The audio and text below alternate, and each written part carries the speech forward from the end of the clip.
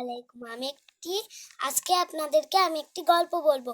গল্পের নাম হচ্ছে ডালিম কুমার ও কঙ্কাবতী।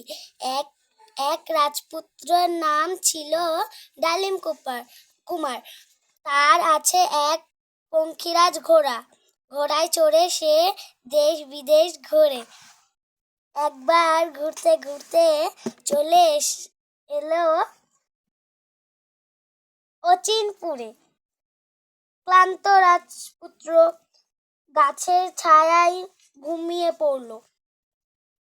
তার ওই গাছে থাকতো ব্যঙ্গমা আর ব্যঙ্গমী। তারা কথা বলছিল। রাজপুত্র রাজকন্যা ডালিম কুমারের কি হয়েছে জানো? কি হয়েছে? ডালিম কুমারের ঘুম ভেঙে গেল। ব্যঙ্গমা বলল, সে এখন রাক্ষস পরীতে বন্দী। ব্যঙ্গমা বলল, কি সর্বনাশ! রাক্ষস পুরী অনেক দূরে, 7 সাগর 13 নদীর ওপারে।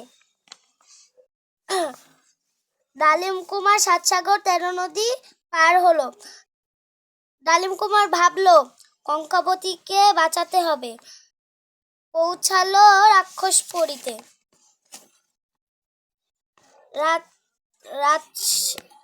রাজকন্যা কঙ্কাবতী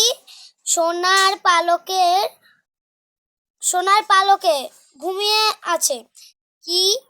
কিছুতেই তার ঘুম ভাঙলো না। ডালিম কুমার বলল, ওঠো কঙ্কাবতী। কঙ্কাবতীর মাথার কাছে রূপার কাঠি আর পায়ের কাছে সোনার কাঠি। ডালিম কুমার মাথায় আছে সোনার কাঠি নিয়ে এলো, আর পায়ের কাছে নিয়ে এলো রূপার কাঠি। আপনি অমনি কঙ্কাবতী জেগে উঠল। কি সর্বনাশ! এখনই তো রাক্ষস চলে আসবে।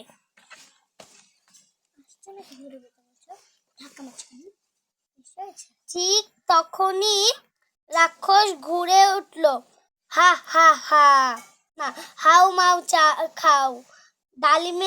ডালিম কুমার তরবারি বের করলো।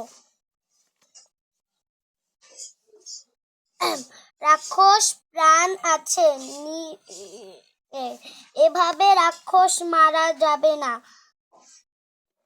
রাক্ষসের প্রাণ আছে টিনের কোটার ভেতর। ডালিম কুমার জানে না ওনা কোথায়। তোমার তরবারি আমাকে দাও।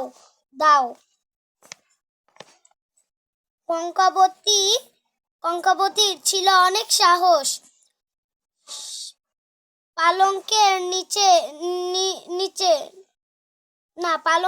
নিচ থেকে সে একটা কৌটা বের করলো। কৌটা খুলতেই বেরিয়ে এলো একটা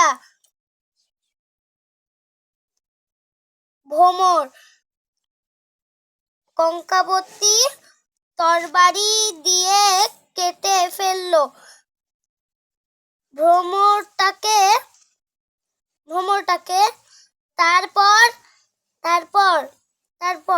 তারপর ডালিম কুমার ও কঙ্কাবতী বেরিয়ে এলো রাক্ষসপুরী থেকে।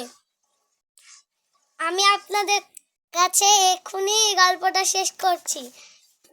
By bye, tata, see you.